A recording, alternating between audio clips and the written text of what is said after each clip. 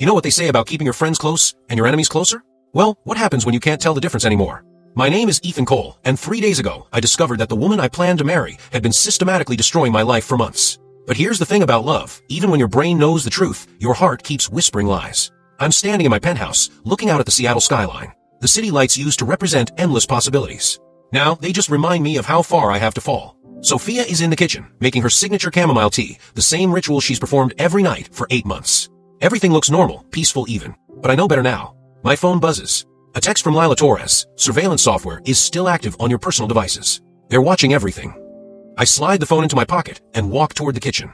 Sophia looks up at me with those emerald eyes that once made me forget my own name.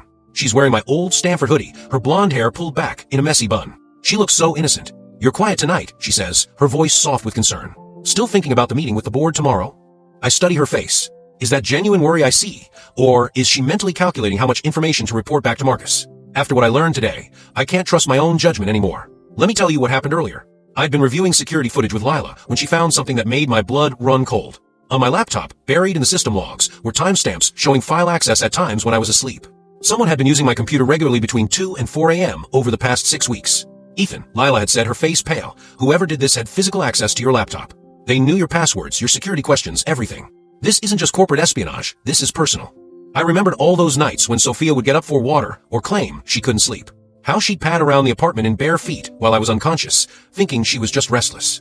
The pieces were falling into place like a puzzle I never wanted to solve. "Sophia," I say, leaning against the marble counter. "We need to talk." Something flickers in her expression. Fear? Guilt? She sets down her mug with trembling hands. "Of course. What's wrong? You look like you've seen a ghost." I pull out my phone and show her the security logs. "Can you explain why my laptop was accessed at 3:17 a.m. last Tuesday?"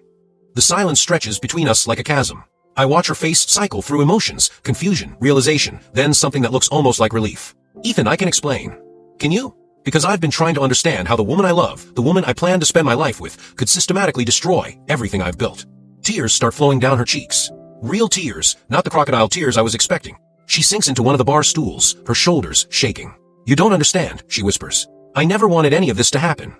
What happens next is something I'll replay in my mind for the rest of my life. Sophia looks up at me with those tear-filled eyes and begins to speak. "Marcus found me 6 months ago. Not the other way around. I was at that charity gala in San Francisco, the one where we first met, remember? He approached me at the bar while you were giving your speech about AI ethics." She takes a shuddering breath. "He knew everything about me, Ethan. My real name isn't even Sophia Reed. It's Sarah Reynolds. My father isn't Richard Reed, he's Robert Reynolds, and he's been in federal prison for embezzlement since I was 16. The room starts spinning. Everything I thought I knew about the woman I love is crumbling in real time.